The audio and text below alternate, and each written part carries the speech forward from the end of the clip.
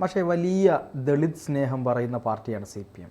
ഇവിടുത്തെ ദളിത് ആക്ടിവിസ്റ്റുകളും അതുപോലെ തന്നെ ആളുകളൊക്കെ ഒരു പുരോഗമന സംഭവത്തോടൊപ്പം അല്ലെങ്കിൽ പുരോഗമന രീതിയോടൊപ്പം ചേർന്ന് നിൽക്കാൻ ശ്രമിക്കുന്നവരാണ്. അതിൽ തന്നെ അതിൻ്റെ മുഴുവൻ അപ്പോസ്റ്റലന്മാർ ഞങ്ങളാണ്, ഞങ്ങൾ ആദിവാസി സ്ത്രീകളെ, ആദിവാസി വിഭാഗത്തെ ഒക്കെ കൈപിടിച്ചുയർത്തുന്നവരാണ് എന്നൊക്കെ പറയുന്ന ആളുകളാണ്. പക്ഷെ അതിൽ എത്രത്തോളം ആദിവാസി വിഭാഗത്തിൽപ്പെട്ട ആളുകൾ പാർട്ടിയുടെ ഉന്നത സ്ഥാനങ്ങളിലുണ്ട് എന്നൊക്കെ ഇപ്പോൾ അടുത്തും വലിയ ചർച്ചയായിരുന്നു. ഇപ്പോൾ ഒരു വലിയ രീതിയിലുള്ളൊരു ചർച്ച, ഒരു വിവാദപരമായ പരാമർശത്തെ പറ്റി നടക്കുന്നുണ്ട്. അതായത് വയനാട് പനമരം പഞ്ചായത്തിൽ ഒരു ഇലക്ഷൻ ആയി ബന്ധപ്പെട്ട് അവിടുത്തെ CPMൻ്റെ പഞ്ചായത്ത് പ്രസിഡന്റ് അവിശ്വാസത്തിലൂടെ പുറത്തായി.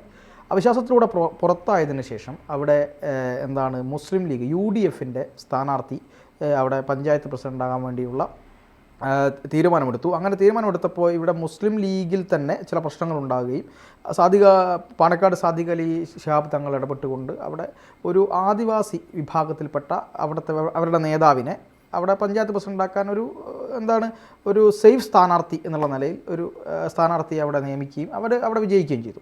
ഇതിനെതിരായിക്കൊണ്ട് CPMൻ്റെ ജില്ലാ കമ്മിറ്റി അംഗമായിട്ടുള്ള പ്രഭാകരൻ എന്ന് പറയുന്ന വ്യക്തി അവിടെ വലിയൊരു വിവാദപരമായ പ്രസംഗം നടത്തി.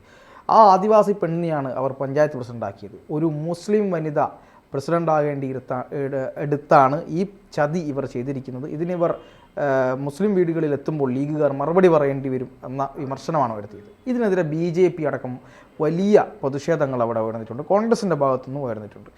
എങ്ങനെയാണ് ഇവരുടെ മനസ്സുകളിൽ നിന്ന് ഇത്തരത്തിലുള്ള ഈ ഒരു ജാതി വരേണ്യത പുറത്തു പോകുന്നില്ലേ? ജാതി വരേണ്യത മാത്രമല്ല, ജാത്യാഭിമാനം. ഓരോ ജാതിക്കാരൻ്റെ അവൻ്റെ ഒരു കൊടിയായിട്ട് അവൻ ഉയർത്തിക്കൊണ്ടിടക്കായി അവൻ്റെ ജാതി എന്നുള്ള അത് എളുപ്പത്തിലൊന്നും ഇന്ത്യയിൽ ഒരാളുടെ മനസ്സിൽ നിന്നും പോകില്ല. നിരന്തരമായിട്ടുള്ള ഇടപെടലിൻ്റെ ഫലമായിട്ട് അതങ്ങനെ പൊതുവിൽ പറയാൻ പാടില്ലാത്തതാണ് എന്ന ഒരു ധാരണ ഉയർന്നു വന്നിട്ടുണ്ട്.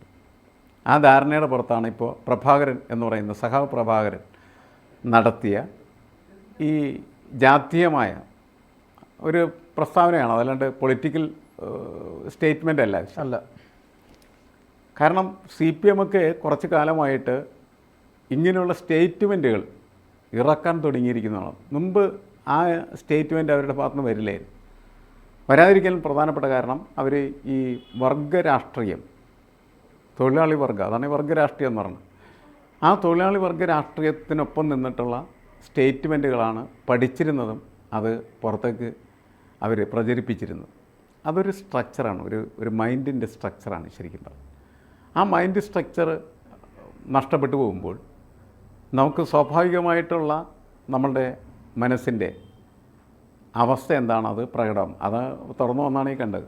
അതായത് പ്രഭാകരൻ എന്താണ്, സഖാവ് പ്രഭാകരനല്ല, അത് വെറും പ്രഭാകരനാണ്. വെറും പ്രഭാകരൻ ഇങ്ങനെ മാത്രമേ ചിന്തിക്കാൻ പറ്റുള്ളൂ. വെറും പ്രഭാകരൻ ചിന്തിക്കുന്നത് ജാതീയമായിട്ടാണ് ചിന്തിക്കുന്നത്. അതായത് CPMൻ്റെ ഒരു മുസ്ലിം പഞ്ചായത്ത് പ്രസിഡൻ്റാണ് അവിടെ ഉണ്ടായിരുന്നത് പനമരത്ത്. അത് അവിശ്വാസത്തിലൂടെ അവർ പുറത്തായി കഴിഞ്ഞപ്പോൾ UDFൻ്റെ പഞ്ചായത്ത് പ്രസിഡന്റ് വരും. അപ്പോൾ ഇവരുടെ ഈ സാമാന്യമായ ചർച്ചകളിലൊക്കെ ഒരു മുസ്ലിം പഞ്ചായത്ത് പ്രസിഡന്റ് മാറി മറ്റൊരു മുസ്ലിം പഞ്ചായത്ത് പ്രസിഡന്റ് വരും. അതായത് LDF മുസ്ലിം മാറി UDF മുസ്ലിം വരും എന്നായിരുന്നു പൊതുധാരണയായിരുന്നു. ആ ധാരണ നടപ്പിലാക്കാൻ പറ്റില്ല, കാരണം UDFനകത്തുള്ള അടി. അതുകൊണ്ട് അത് നടപ്പിലാക്കാൻ പറ്റാത്ത സമയത്ത് മുസ്ലിം ലീഗിൻ്റെ പരമോന്നത നേതാവ് സാദിഖ് അലി തങ്ങൾ അതിൻ്റെ ഇടപെടുകയും അവസാനം ഒരു ആദിവാസി സ്ത്രീയെ പഞ്ചായത്ത് പ്രസിഡൻ്റാകാൻ തീരുമാനിച്ചു. അത് നല്ല തീരുമാനമാണ് തീർച്ചയായിട്ടും. കാരണം എന്ന് വെച്ചാൽ ആദിവാസികളെ ഉയർത്തിക്കൊണ്ടുവരുന്നതിൻ്റെ ഭാഗമായി നടത്തുന്ന ഒരു രാഷ്ട്രീയ പ്രവർത്തനമായിട്ട് അത് വ്യാഖ്യാനിക്കുന്നതല്ല. പക്ഷേ ആ സംഭവത്തെ CPMൻ്റെ ജില്ലാ കമ്മിറ്റി മെമ്പറായിട്ടുള്ള സഖാവ് പ്രഭാകരൻ കണ്ടത് അങ്ങനെയല്ല. അത് എങ്ങനെ ശരിക്കും പറഞ്ഞാൽ UDFയിൽ മുസ്ലിം അതേപോലെ തന്നെ ബാക്കി മുസ്ലിം ഇതരായിട്ടുള്ള ആളുകളുടെ ഒരു കൂട്ടമാണുള്ളത്. കോൺഗ്രസും മറ്റൊക്കെ കൂടി ചേരുന്നു. അപ്പോൾ ഈ മുസ്ലിങ്ങളെ പ്രീണിപ്പിക്കുക എന്ന് പറയുന്നതിൻ്റെ ഒരു ഭാഗമാണ് നിങ്ങൾ മുസ്ലിം പഞ്ചായത്ത് പ്രസിഡന്റ് തിരഞ്ഞെടുത്തില്ലല്ലോ എന്ന് പറയുന്നത്. എന്നുവെച്ചാൽ നിങ്ങൾ മുസ്ലിം വിരുദ്ധരാണ് എന്ന് പറയുകയും പ്രചരിപ്പിക്കുകയും ചെയ്യുന്ന ഏറ്റവും വൃത്തികെട്ട ജാതി രാഷ്ട്രീയമാണ് യഥാർത്ഥത്തിൽ പ്രഭാകരൻ അവിടെ അവതരിപ്പിച്ചത്. പ്രഭാകരൻ സഖാവായിരുന്നെങ്കിൽ അദ്ദേഹത്തിന് അത് പറയാൻ പറ്റുമായിരുന്നില്ല. പക്ഷേ അയാളുടെ ഉള്ളിൽ അയാൾ ചുമ്മാ വെറും തറ പ്രഭാകരനാണ്. ആ പ്രഭാകരൻ്റെ സംഭാഷണമാണ് നമ്മൾ കേൾക്കുന്നത് എന്നാണ് നമ്മൾ മനസ്സിലാക്കേണ്ടത്. ഇതിൻ്റെ ഒരു പ്രശ്നം നമ്മൾ വിശാലമായ അർത്ഥത്തിൽ പരിശോധിച്ചാൽ ഇന്ത്യയിലുള്ള എല്ലാ മനുഷ്യരും ഈ ജാത്യാഭിമാനം ചുവന്ന് നടക്കുന്നവരാണ്. ചെറിയ തോതിൽ വലിയ തോതിൽ ഒക്കെ രാഷ്ട്രീയമായിട്ട് വിശകലനത്തിന് വിധേയമാക്കപ്പെടുന്ന സമയത്ത് പലപ്പോഴും ഒരു ഒരു ജാതിക്ക്, മതം എന്നുള്ളതല്ല, ഒരു ജാതിക്ക് വേണ്ടത്ര പ്രാതിനിധ്യം കിട്ടിയില്ല എന്ന് പറയുന്നതിന് ആളുകൾ വളരെ കൂടുതലായിട്ടും ഉണ്ടാവും. അത് പറയുകയും അതിൻ്റെ ചർച്ചകളൊക്കെ എല്ലായിടത്തും നടക്കുകയും ചെയ്യും. പിന്നെ മാത്രമല്ല, നമ്മുടെ സർക്കാർ ഓഫീസുകളിൽ പോലും ഒരു സർക്കാർ ഉദ്യോഗസ്ഥൻ തൊട്ടടുത്തിരിക്കുന്ന ആളെ നോക്കി മണത്ത് നോക്കി അവനെ ഏത് ജാതിക്കാരനായിട്ട് അന്വേഷിക്കുന്ന സ്ഥിതിയിലേക്ക് കേരളത്തിൻ്റെ മനോഘടന മാറിയിട്ടുണ്ട്.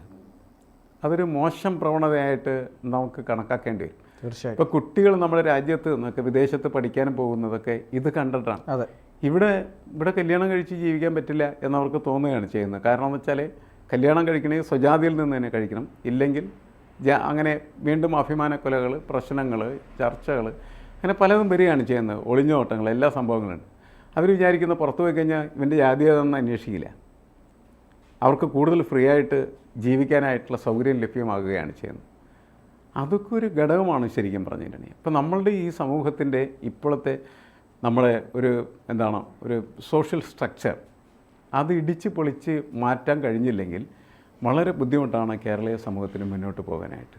അത് മാറ്റണമെങ്കിൽ ഇതിൻ്റെ ഭാഗമായിട്ട് വരുന്നതായിട്ടുള്ള കർഷകങ്ങളുടെ എന്നുവെച്ചാൽ മനുഷ്യരുടെ മനസ്സിൽ നിന്ന് അതിനെ മാറ്റാനായിട്ട് വരണം. അത് എളുപ്പത്തിൽ കഴിയുമെന്ന് എനിക്ക് തോന്നുന്നില്ല ശരിക്കും പറഞ്ഞു. ഇതിങ്ങനെ പറഞ്ഞുകൊണ്ടിരിക്കുകയും ഇവരെല്ലാം ഇങ്ങനെ ചെയ്തുകൊണ്ടിരിക്കും.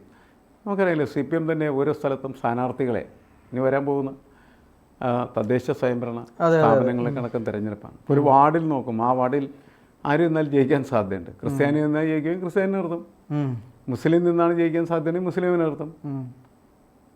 അവിടെ ഒരു കാര്യം പറഞ്ഞോട്ടെ, പക്ഷേ ഞാൻ കഴിഞ്ഞ തദ്ദേശ ഇലക്ഷനിൽ കണ്ടൊരു രസകരമായ കാഴ്ചയുണ്ടായിരുന്നു. അതായത് ഏറെ പുരോഗമനപരമായ കാര്യങ്ങൾ പറഞ്ഞുകൊണ്ടിരുന്ന CPM തന്നെ മലപ്പുറത്ത് ചില പ്രത്യേക ഏരിയകളിൽ ഈ ചില വനിതാ സ്ഥാനാർത്ഥികളെ ഇറക്കിയപ്പോൾ ഇവരുടെ ഫോട്ടോ ഇല്ല. അതായത് ഈ വനിതാ സ്ഥാനാർത്ഥിയുടെ പേരും ഇന്ന ആൾക്ക് ഇന്ന ചിഹ്നത്തിൽ വോട്ട് ചെയ്യുക എന്ന പിന്നെ ഒരു പർദ്ദയിട്ട ഫോട്ടോ ഒട്ടിച്ചൊരു കാര്യം കണ്ടു. ഇത് ലീഗ് ചെയ്തു വരുന്ന ഒരു കാര്യമായിരുന്നു. അവിടെ CPM ലീഗ് പരമ്പരാഗതമായി ചെയ്തു വരുന്ന കാര്യമാണ്. ഇതിപ്പോൾ CPM ആ ഒരു കളത്തിലേക്ക് ഇറങ്ങിക്കളിച്ച് അത് വലിയ വിവാദവുമായിരുന്നു അന്ന്. അപ്പോൾ അതും കൂടെ നമ്മൾ ചർച്ച ചെയ്യേണ്ടതല്ലേ? ഈ പോക്കെ പല സ്ഥലത്ത് പല നിലപാടെടുക്കുന്നില്ല. അതങ്ങനെയാണ് സംഭവിക്കുന്നത്. കാരണം വെച്ചാൽ തെരഞ്ഞെടുപ്പിൽ ജയിക്കൽ മാത്രമായി തീരുന്നു. പാർട്ടിയുടെ ആദർശമോ പ്രത്യയശാസ്ത്രമോ പ്രസക്തമല്ലാതായിത്തീരും. നേരത്തെ കമ്മ്യൂണിസ്റ്റ് പാർട്ടി വ്യക്തികളുടെ പടങ്ങളൊന്നും വെച്ച് ഒരിക്കലും രാഷ്ട്രീയ തെരഞ്ഞെടുപ്പുകൾ നടത്തിയിരുന്നില്ല. അതിനെ ആരംഭം കുറിക്കുന്നത് ശരിക്കും സുരേഷ് കുറുപ്പിൻ്റെ തെരഞ്ഞെടുപ്പിലാണ്. പിന്നെ അത് മാറി ഇപ്പോൾ എല്ലാ സ്ഥലത്തും വലിയ ഫ്ലക്സുകൾ എല്ലാവരുടെയും വെക്കുന്നു, അങ്ങനെ വരുന്നു. പക്ഷേ അപ്പോൾ അവിടെ മുസ്ലിങ്ങൾക്ക് പ്രത്യേകിച്ച് മുസ്ലിം സ്ത്രീകൾക്ക് ഇപ്പോഴും ഒരു രക്ഷയുമില്ല. അപ്പോൾ അത് CPM ആയാലും രക്ഷയില്ല എന്നാണ്. മുസ്ലിം ലീഗ് ചെയ്യുന്ന അതേ പണി തന്നെ CPM ചെയ്യുന്ന സമയത്ത് സംഭവിക്കുന്നത്. പക്ഷേ വളരെ വ്യത്യസ്തമായിട്ടുള്ള സ്വഭാവം CPM നിയമസഭാ തെരഞ്ഞെടുപ്പിലേക്ക് കാണിച്ചു.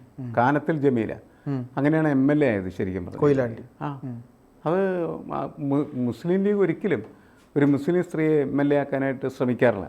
കാരണം മുസ്ലിമിന് ഫിക്സഡ് ഡെപ്പോസിറ്റ് പോലെ വോട്ടിങ്ങിന് നടക്കുകയാണ് ചെയ്യുന്നത്. അവർ ഉറപ്പായിട്ടും ജയിക്കുമെന്ന് പറഞ്ഞാൽ എത്രയോ മണ്ഡലങ്ങൾ അവിടെ എവിടെയെങ്കിലും ഒരു സ്ത്രീനെ നിർത്തിയാൽ അവരൊരിക്കലും ചെയ്യില്ല. എന്ന് വെച്ചാൽ മുസ്ലിം ലീഗ് ഇപ്പോൾ പല ചർച്ചകളൊക്കെ ഇങ്ങനെ നടക്കുന്ന സമയത്ത് അവർ പറഞ്ഞിട്ടുണ്ട്, സ്ത്രീയും പുരുഷനും ഒരിക്കലും ഒന്നാവില്ല, സ്ത്രീ അടിയിൽ തന്നെ എന്നവർ പ്രഖ്യാപിച്ചിട്ടുണ്ട്. അതവരുടെ പ്രഖ്യാപിത നയമാണ്.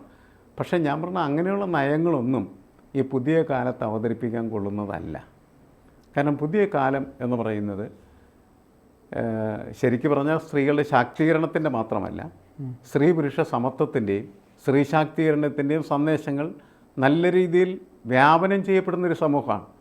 ഏത് ജാതി എന്നുള്ളത് പ്രശ്നമല്ല. ഏത് ജാതിയിൽപ്പെട്ട ആളുകളായാലും അവർ സ്ത്രീകളാണെങ്കിൽ സ്ത്രീകൾ എന്ന് പറയുന്ന ഐഡൻറ്റിറ്റി പുലർത്തുന്നവരും അവർ പുരുഷന്മാരെ പോലെ തന്നെ പുരുഷന്മാരുടെ ഐഡൻറ്റിറ്റിക്കൊപ്പം തന്നെ നിൽക്കാൻ കെൽപ്പുള്ളവരുമാണ് എന്ന് കരുതപ്പെടുന്ന ലോകത്തേക്കാണ് നമ്മൾ സഞ്ചരിച്ചുകൊണ്ടിരിക്കുന്നത്. അത് ഫെമിനിസ്റ്റുകളുടെ അഭിപ്രായം മാത്രമല്ല, ഫെമിനിസം മാത്രമല്ല അത് പ്രധാനപ്പെട്ട.